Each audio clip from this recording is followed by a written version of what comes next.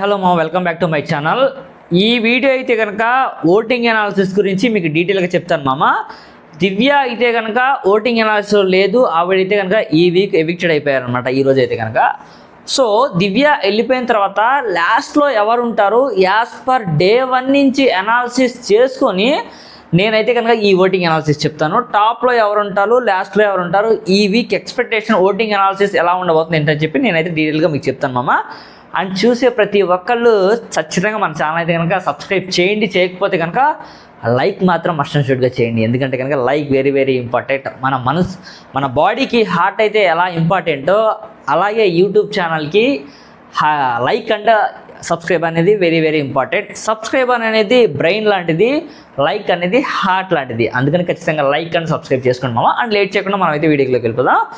First of all అయితే కనుక ఈ వీక్లో టాప్ మోస్ట్ పొజిషన్లో ఉన్న కళ్యాణ్ పాడాల డే 1 నుంచి నామినేషన్స్లో ఉండి స్టిల్ ఇప్పటికైనా కూడా తన యొక్క ఆటని పోరాటంలో యోధుడుగా ఉన్న కళ్యాణ్ పాడాల అయితే కనుక సూపర్గా గేమ్ ఆడుతూ తన యొక్క ప్రతిభను చాటుకుంటున్నాడు అనమాట. ఏ గేమ్ పట్టినా నాకైతే ఇమాన్యుల్ డీమాన్ పవన్ పోటీగా ఉంటారని చెప్పి డీమాన్ పవన్ అనేది కానీ చిత్తుగా ఓడించిన విధానం మనమైతే చూసాం. చిత్తుగా అని చెప్పి మనం చెప్పకూడదు మామ. ఎందుకంటే కనుక డీమాన్ పవన్ కూడా అక్కడైతే కనుక చాలా ఎఫర్ట్స్ పెట్టాడు ఆ గేమ్లో అయితే కనుక. స్టిల్ కళ్యాణ్ గేమ్ అయిపోయినాక కూడా కళ్యాణ్ అయితే కనుక డీమాన్ పవన్ గురించి వెయిట్ చేసిన విధానం ఏదైతే ఉందో టూ కూడా చాలా బాగుంది. నాకు సార్ కూడా దానికి అప్రిషియేట్ చేశారు. అసలు కళ్యాణ్ ఈ పొజిషన్స్ రావడానికి కారణమైన తనుజ, ఆవిడ గురించి మాట్లాడుకుందాం. ఆవిడ ఎందుకు అసలు ఆట అనేది దాస్తుంది, కళ్యాణ్ గురించి దాస్తుందా లేకపోతే ఆవిడకి ఫిజికల్ గేమ్లా దాంట్లో ఆడలేకపోతుందా ఏంటి అని చెప్పి దాని గురించి కూడా మాట్లాడుకుందాం. ఫర్ ఎగ్జాంపుల్ డే 1 నుంచి అయితే కనుక తనుజ భరణి గారితో కిచెన్లో ఉన్నారు. దాని తర్వాత అలా స్టెప్ బై స్టెప్ గేమ్స్ ఆడుతూ ప్రతి గేమ్లో ఎవరు హెల్ప్ చేయట్లేదు, దాని తర్వాత ఎవరు నాకు సపోర్ట్ చేయదు అని చెప్పి ఎక్కువ మాటలు ఆవిడైతే వాడడం జరిగింది. అది మనందరికీ తెలిసిందే. దాని తర్వాత ఇమాన్యుల్ మీద కనుక తనైతే కనుక ఫుల్ కక్ష కట్టిస్తుంది. ప్రతి దాంట్లో ఇమాన్యుల్ 3 వీక్స్ నుంచి లాస్ట్గా మీరు చూసుకుంటే ప్రతి వీక్లో ఇమాన్యుల్ నాకు సపోర్ట్ చేయట్లేదు, భరణి నాకు సపోర్ట్ చేయట్లేదు, నాకు ఎవరు స్టాండ్ తీసుకోవట్లేదు, అండ్ నేను ఇక్కడి నుంచి అయితే కానీ నేను ఎవరిని నమ్మాలనుకోవట్లేదు అని చెప్పి తనుజ గారు అయితే కనుక మంచిగా చెప్పారు. అండ్ తనుజ గారు ఇలా చెప్పారే తప్ప తన గేమ్ ఎక్కడ నెగిటివ్గా లేదు అని చెప్పి మనం అయితే చెప్పకూడదు. ఎందుకంటే తను పాజిటివ్ గేమ్ ఆడుతుంది, మంచిగా ఆడుతుంది, ఎఫర్ట్స్ పెట్టాల్సిన టైంలో పెట్టన్నారు. కాకపోతే కొన్ని అనవసరమైన వాటిలో కూడా ఆవిడ ఇన్వాల్వ్ అసలు అవ్వకపోవడానికి సిచ్యువేషన్స్లో కూడా ఆవిడైతే కనుక ఇన్వాల్వ్ అవుతున్నారు. బట్ తనుజ గారి ఫ్యాన్స్ ఎవరైతే ఉన్నారో వాళ్ళందరూ డిస్కరేజ్ అయ్యే విధంగా అయితే కనుక ఆవిడ ఆడట్లేదు, ఎఫర్ట్స్ పెడుతున్నారు ఆవిడ కూడా. బట్ లాస్ట్ వీక్ అయితే కనుక తన సపోర్ట్ కళ్యాణ పాడాలకి అయితే కనుక ఫుల్ ఎఫర్ట్స్ ఇచ్చిందనమాట. తన గేమ్లో ఆడలేకపోయింది కాబట్టే, ఛాన్స్ రాలేదు కాబట్టి, కెప్టెన్సీ కంటెంట్ నుంచి తను తప్పించారు కాబట్టే తనైతే కనుక కళ్యాణ పాడాలకి ఫస్ట్ నుంచి సపోర్ట్ చేస్తున్నారు కాబట్టి ఈ గేమ్లో తను సపోర్ట్ చేసుకున్నారు. బట్ ఫైనల్గా ఇంకా 2 వీక్సే ఉంది. ఎందుకంటే కనుక లాస్ట్ వీక్ ఏదైతే ఉందో ఆ వీక్ ఎవరి యొక్క జర్నీ వాళ్ళకి చూపిస్తారు. ఆ గేమ్ ఆ వీక్ అసలు కౌంటే కాదనమాట. ఈ 2 వీక్స్ అంటే ఈ ఒక వీక్ తర్వాత వీక్ ఏ వీక్ అయితే ఉందో చాలా crucial, very very very very very important. For example ఈ వీక్లో నుంచి అయితే కనుక అందరూ నామినేషన్స్లో ఉంటారు, అది మాత్రం డ్యామ్ షూర్. ఈ వీక్ అయితే కనుక కెప్టెన్ కళ్యాణ్ పడాల అయ్యారు కాబట్టి కెప్టెన్ కళ్యాణ పడాలతో కూడా కలుపుకొని అందరు నామినేషన్స్లో ఉంటారు. ఓటింగ్ అనాలిసిస్ లిస్ట్ అయితే కనుక చెప్తాను, ఎవరు ఎలా ఉన్నారు ఏంటని చెప్పి ఏ పొజిషన్స్ కూడా నేను చెప్తాను అనమాట.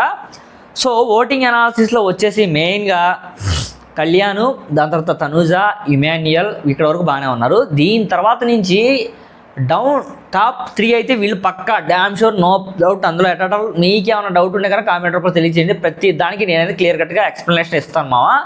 అండ్ రిమైనింగ్ 5 మెంబర్స్లో ఎవరు టాప్ 5లో ఉంటారు, ఎవరు నెక్స్ట్ వీక్ ఎలిమినేట్ అయిపోతారు, నెక్స్ట్ వీక్ సింగిల్ ఎలిమినేటెడ్ ఉంటుందా, డబుల్ ఎలిమినేటెడ్ ఉంటుందా అని దాని గురించి కూడా డిస్కస్ చేద్దాం ఈ వీక్లో అయితే కనుక. సో టాప్ 3ని సెలెక్ట్ చేసాం. 2 ఎవరైతే ఉన్నారో వాళ్ళ గురించి చెప్పే ముందు ఎవరు ఏంటి ఏ పొజిషన్లో ఉన్నారని చెప్పి వాళ్ళ గురించి ఈచ్ అండ్ ఎవరి డిస్కస్ చేద్దాం.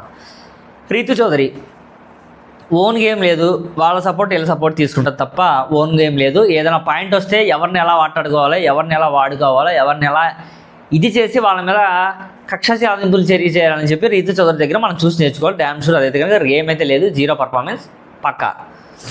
తర్వాత డీమాన్ పవన్, ఇక్కడ డీమాన్ పవన్ దగ్గర గేమ్ ఉంది, అన్నీ ఉన్నాయి, మంచిగా ఆడగలడు.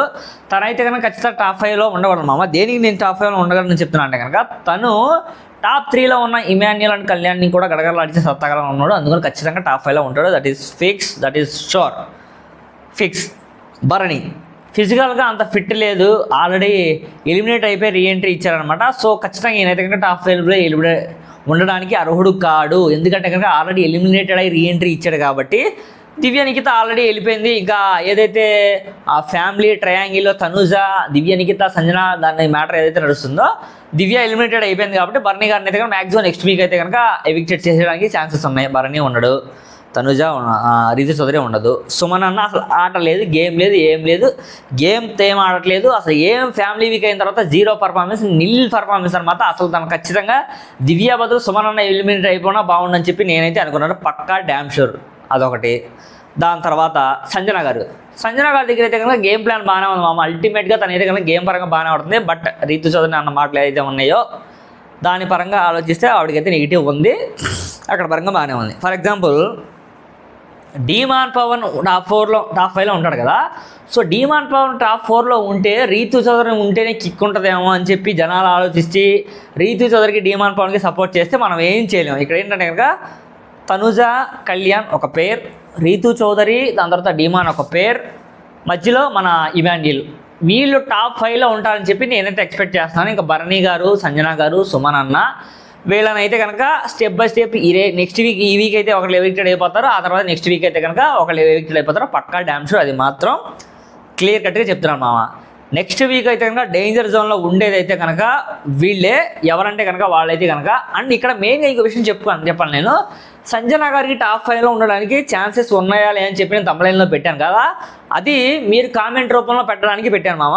సంజన టాప్ 5లో ఉండడానికి సే ఎస్ ఆర్ నో అని చెప్పి కామెంట్ రూపంలో తెలియచేయండి. అండ్ మెయిన్గా నెక్స్ట్ వీక్ అయితే డేంజర్లో ఉండేది సంజనాతో పాటుగా డీమాన్, సుమన్ అన్న, రీతు చౌదరి. వీళ్ళైతే కనుక నెక్స్ట్ వీక్ డేంజర్ జోన్లో ఉండబోతున్నారు. 100% వీళ్ళ ముగ్గురు అయితే కనుక ఒకళ్ళు ఎవిక్టెడ్ అయిపోవడానికి ఛాన్సెస్ ఎక్కువగా ఉన్నాయి. 2 హై అనమాట. ఎక్కువ సుమన్ అన్న అయితే కనుక ఎవిక్టెడ్ అయిపోతుందని చెప్పి నా ఎక్స్పెక్టేషన్ ఉన్నాయి మామ. అండ్ ఎప్పటిలాగే డేంజర్ జోన్లో ఉన్న వాళ్ళని అయితే కనుక మీరు రేపటి నుంచి ఓట్ అయితే వేసి గెలిపించడానికి సిద్ధంగా ఉండండి. మీ ఫేవరెట్ కంటెస్టెంట్ ఎవరైతే ఉన్నారో, ఓకేనా. నెక్స్ట్ వీడియోలో మళ్ళీ కలుద్దాం. Thank you so much. ఖచ్చితంగా మన ఛానల్కి సబ్స్క్రైబ్ చేయండి. Bye, good night.